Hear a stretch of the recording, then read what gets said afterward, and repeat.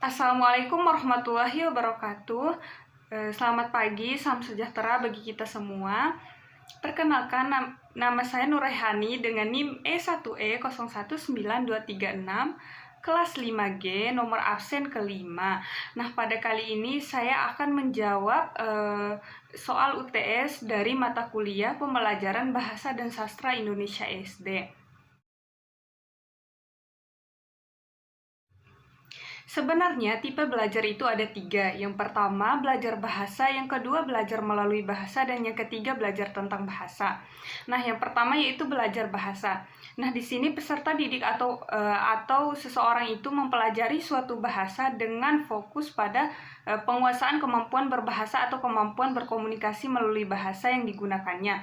Nah, kemampuan di sini melibatkan pada 2 hal. Yang pertama yaitu kemampuan untuk menyampaikan pesan baik secara lisan maupun secara tertulis. Dan yang kedua yaitu kemampuan memahami, menafsirkan, menerima pesan baik yang disampaikan secara lisan maupun secara tertulis. Yang kedua yaitu belajar melalui bahasa. Nah, di sini seseorang atau peserta didik itu menggunakan bahasa untuk mempelajari pengetahuan, sikap, dan keterampilan. Nah, dalam konteks ini itu bahasa berfungsi sebagai alat untuk mempelajari sesuatu seperti matematika, IPA, sejarah, dan kewarganegaraan.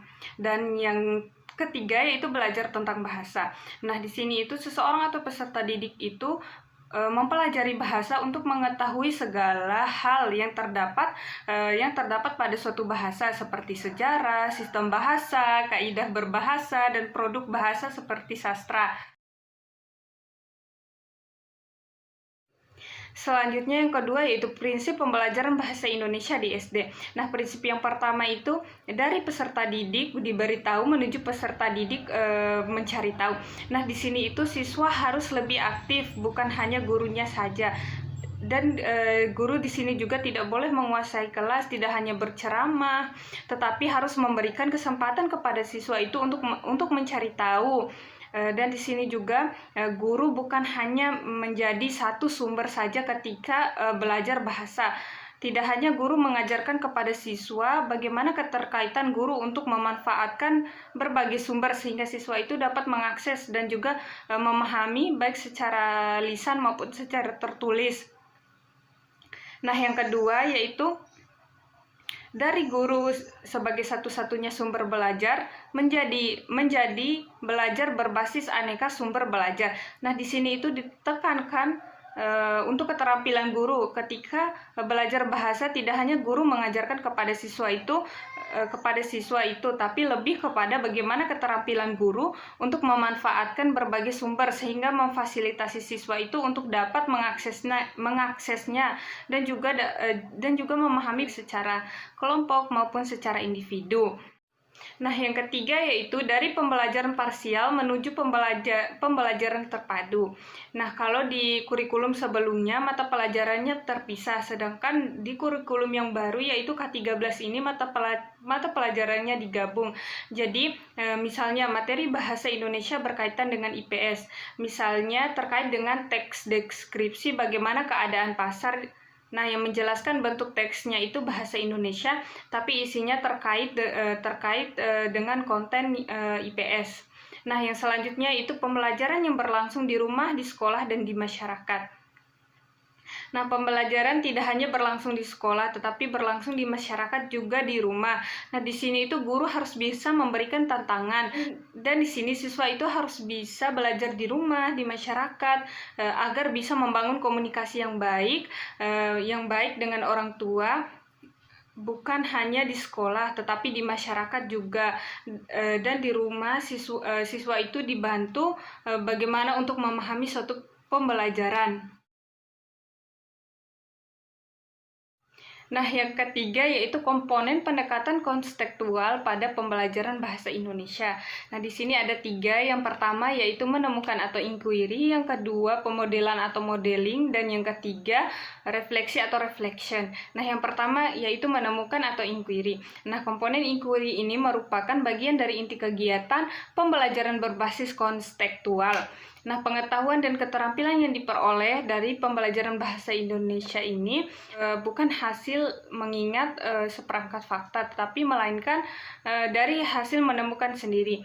Nah, jadi dalam menemukan atau inquiry ini siswa dituntut harus bisa menemukan sendiri. Kegiatan inquiry ini dilakukan dengan langkah-langkah sebagai berikut. Yang pertama yaitu merumuskan masalah, yang kedua mengamati atau melakukan observasi, yang ketiga menganalisis dan menyajikan hasil, dan yang terakhir yaitu mengkomunikasikan kepada pembaca. Yang kedua yaitu pemodelan atau modeling. Nah, pemodelan dalam pembelajaran ini dilakukan dengan cara memberikan model atau contoh yang perlu ditiru. Misalnya, siswa merasa kurang mampu memberikan puisi atau bermain drama. Nah, tidak perlu cemas karena guru itu bukan satu-satunya yang dapat dijadikan model. Misalnya, siswa meminta kepada teman sejawatnya atau mendatangkan pihak luar, pembaca puisi atau pemain drama yang sudah terkenal. Nah, dengan demikian siswa dapat melaksanakan pembelajaran puisi drama lewat model tadi. Nah, demikian pula pembelajaran menulis atau mengarang, siswa dapat memberikan contoh-contoh tulisan yang baik yang telah kita pilih. Yang ketiga yaitu refleksi atau reflection. Nah, refleksi yang dimaksud di sini adalah cara berpikir tentang apa yang baru dipelajari atau berpikir ke belakang tentang apa yang baru dilakukan.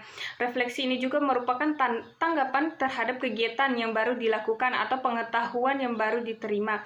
Pada akhir pembelajaran, kita menyediakan waktu sejenak agar peserta didik melakukan refleksi. Nah, kegiatan refleksi ini diwujudkan dalam bentuk yang pertama itu pernyataan langsung tentang semua yang diperolehnya. Yang kedua itu catatan di buku peserta didik. Yang ketiga itu kesan dan saran peserta didik tentang pembelajaran yang telah berlangsung. Yang selanjutnya itu diskusi, dan yang terakhir yaitu hasil karya. Nah, yang keempat atau yang terakhir yaitu IPK dan tujuan pembelajaran. Nah, kelompok yang termasuk ke dalam low order thinking skill atau kemampuan berpikir tingkat rendah yaitu termasuk ke dalam C1, C2, dan C3, di mana C1 yaitu mengingat, memahami, dan menerapkan. Nah, sedangkan high order thinking skill ini termasuk atau kemampuan berpikir tingkat tinggi, dia termasuk ke dalam C4, C5, dan C6. Nah, di mana C4 ini menganalisis, C5 mengevaluasi, dan C6 ini menciptakan. Nah, selanjutnya yaitu penulisan tujuan pembelajaran yang baik. Terdapat komponen A, B, C, dan D. Nah, di mana A atau audiens yaitu pelakunya atau siswa, yang B atau behavior yaitu kemampuan yang akan dicapai setelah mengikuti pembelajaran, yang di mana C yaitu condition atau aktivitas yang akan dilakukan dalam pembelajaran, dan yang D atau degree yaitu tingkatan atau perilaku yang diharapkan. Di mana contohnya yaitu melalui membaca teks dongeng, siswa dapat menyebutkan isi pesan dalam dongeng dengan benar. Nah, mari kita analisis. Yang pertama, A atau audiens yaitu siswanya, yang B yaitu behavior yaitu dapat menyebutkan isi pesan dalam dongeng. Nah, yang C atau condition yaitu melalui membaca teks dongeng, dan yang D yaitu degree yaitu dengan benar. Nah, di sini jika sudah ada komponen A, B, C, dan D-nya, maka tujuan pembelajaran itu bisa dikatakan efektif. Nah, di sini sudah ada dua tujuan pembelajaran. Nah, mari kita analisis apakah dua tujuan pembelajaran ini sudah efektif atau tidak. Nah, yang pertama yaitu siswa dapat mempraktekkan kegiatan wawancara secara sederhana. Nah, apakah tujuan pembelajaran ini sudah efektif atau tidak? Nah, mari kita analisis. Yang pertama yaitu A atau conditionnya adalah siswa, dan yang B atau behaviornya adalah dapat mempraktekkan prosedur kegiatan wawancara sederhana. Nah, oleh karena itu tujuan pembelajarannya tidak efektif. Kenapa tidak efektif? Karena tidak memuat C conditionnya dan D degree-nya.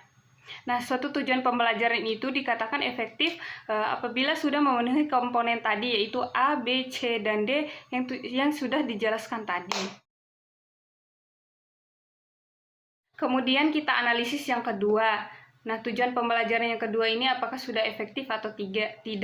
Nah, tujuan pembelajarannya yaitu melalui kegiatan membaca clipping, siswa dapat menyebutkan unsur-unsur iklan. Nah, di sini mari kita analisis tujuan pembelajarannya.